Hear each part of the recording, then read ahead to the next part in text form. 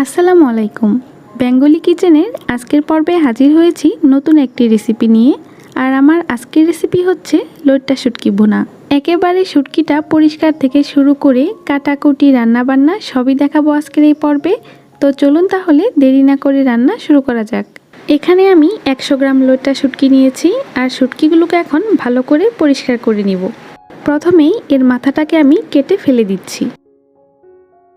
এরপর এর লেজটা আমি কেটে নিব আর এর দুই সাইডে যে পাখনাগুলো আছে সেগুলোকে আমি কেটে ফেলে দিব। মাছের পেটের এই অংশটা এবার আমি কেটে ফেলে দিচ্ছি। আর এই কাজটা কিন্তু অবশ্যই করতে হবে, কারণ এই অংশটাতে প্রচুর পরিমাণ ময়লা থাকে।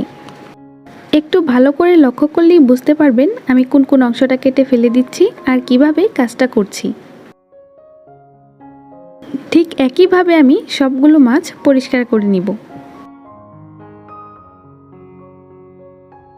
সবগুলো শুটকি আমি এরকম ছোট ছোট টুকরা করে কেটে নিয়েছি।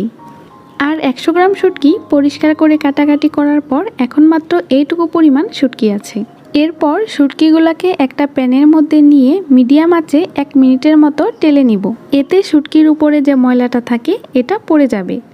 এবার শুটকিগুলোকে একটা বাটিতে নিয়ে এর মধ্যে আমি সরাসরি ফুটন্ত গরম পানি ঢেলে দিব। এখন এটাকে এভাবেই ঢেকে 30 মিনিটের জন্য রেখে দিব। এতে করে শুটকির ভেতরের ময়লাটাও বের হয়ে যাবে আর এটা বেশ খানিকটা নরমও হবে। 30 মিনিট পরে দেখতেই পাচ্ছেন শুটকি থেকে ময়লা বের হয়ে পানির কালারটা একদম চেঞ্জ হয়ে গিয়েছে।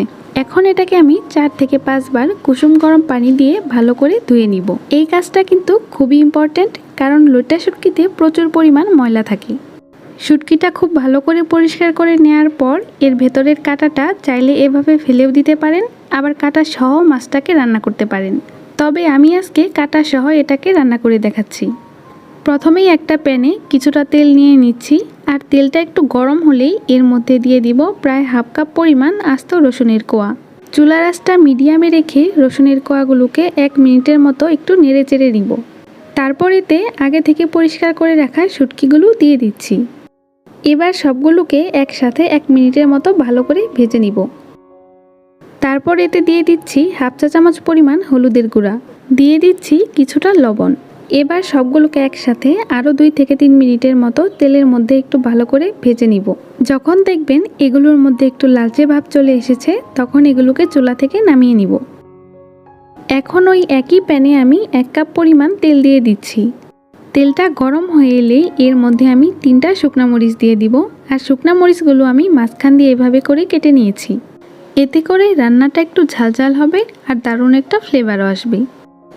এবার দিয়ে দিচ্ছি 1.5 কাপ পরিমাণ পেঁয়াজ কুচি। প্রায় 1/4 কাপের মতো দিয়ে দিচ্ছি রসুন কুচি। শুটকি ভুনায় কিন্তু পেঁয়াজ, রসুন, তেল, ঝাল এগুলো একটু বেশি পরিমাণেই লাগে, না হলে সেই অথেন্টিক স্বাদটা আসলে পাওয়া যায় না। পেঁয়াজ আর রসুন একটু তেলে ভেজে নেওয়ার পর এতে দিয়ে দিচ্ছি 10-12টা কাঁচামরিচ কুচি। এবার সবগুলোকে তেলের মধ্যে ভালো করে নেড়ে চেড়ে নিচ্ছি আর অপেক্ষা করছি পেঁয়াজটা নরম হয়ে আসা পর্যন্ত।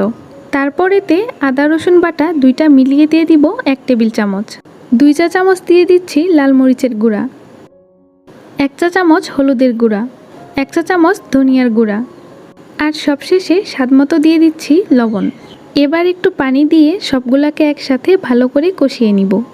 তেলটা যখন এভাবে উপরে ভেসে উঠবে তখন এর মধ্যে আগে থেকে ভেজে রাখা শুটকি আর রসুনগুলাকে দিয়ে দিব। একসাথে সবগুলাকে ভালো করে মিশিয়ে নিচ্ছি। আর এবার একটা ঢাকনা দিয়ে ঢেকে আরও 3 থেকে 4 মিনিটের মতো এগুলোকে ভালো করে কষিয়ে নিব। 3-4 মিনিট পরে শুটকিটা ভালো করে কষানো হয়ে গিয়েছে। আর এটা কিন্তু খুবই ইম্পর্টেন্ট, কারণ শুটকিটা যত ভালো করে কষিয়ে নেবেন রান্নাটা কিন্তু তত বেশি মজার হবে।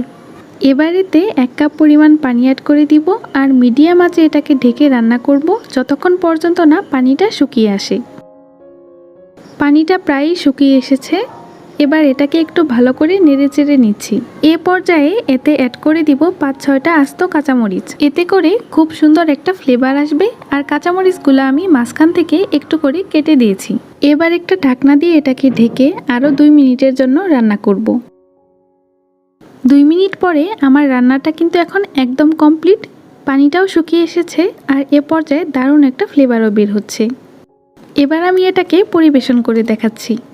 গরম গরম ভাতের সাথে এরকম একটা শুটকি বোনা থাকলে কিন্তু নিমিষেই 1 প্লেট ভাত সাবার করে ফেলা যায়। তো কেমন লাগলো আজকের রেসিপি কমেন্ট করে অবশ্যই জানাবেন। আর নিত্য নতুন এরকম আরও রেসিপি পেতে আমার চ্যানেলটিকে সাবস্ক্রাইব করতে ভুলবেন না। আজকে তাহলে এখানেই বিদায় নিচ্ছি। আল্লাহ হাফেজ।